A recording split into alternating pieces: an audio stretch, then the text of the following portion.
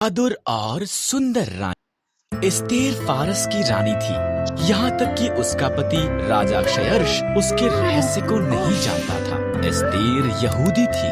Esther का रिश्तेदार Mordecai महल में कार्य करता था और उसकी देखभाल भी करता था।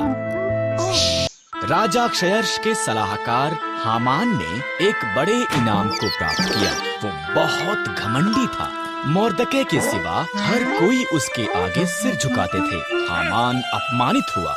उसने मोर्दकै और सभी यहूदियों को मारने की प्रतिज्ञा की। हामान ने क्षयर्ष को बताया कि यहूदी खतरनाक थे और उन्हें मारना चाहिए। क्षयर्ष सहमत हो गया और उन्हें मारने की एक योजना बनाई। मोर्दकै डर गया था और रानी एस्तेर को ये संदेश भेजा, राजा के मन को बदल। मोर्दकै ने कहा, अगर मैं उसके निमंत्रण के बिना जाऊं तो वो मुझे भी मार देगा। एस्तेर ने जवाब दिया, शायद तो इसी पल के लिए रानी बनाई गई थी। मोर्दकै ने कहा। एस्तेर साहस के साथ ये प्रयास करने के लिए सहमत हुई। वो सिंहासन के कमरे में गई। राजा क्षयर्ष उसकी सुंदरता से चकित हुआ और उसे अंदर निमंत्रण दिया। क्या हम हामान के साथ रात का खाना खा सकते हैं? उसने पूछा। हामान उसके पिछले आंगन में एक बड़े खंभे का निर्माण कर रहा था।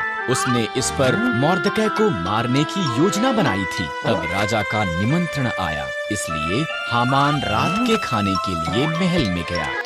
एक मनुष्य मुझे और मेरे लोगों यहूदियों को मारना चाहता है, एस्तेर ने राजा क्षयर्ष को बताया। कौन ऐसी बात करेगा? उसने पूछा। दुष्ट हामान, एस्तेर रोई। हामान, सिपाहियों, उसे मार दो। इस तरह हामान उसी खंभे पर टांग दिया गया जो उसने मोर्दकै के लिए निर्माण किया था। एस्तेर के कारण यहूदी बचाए गए थे। उन्होंने एक बड़ा त्योहार मनाया जिसका वो आज तक भी जश्न मनाते हैं। और आप हमारे चैनल पर पहली बार आए हो तो लाइक एंड सब्सक्राइब करके जाना।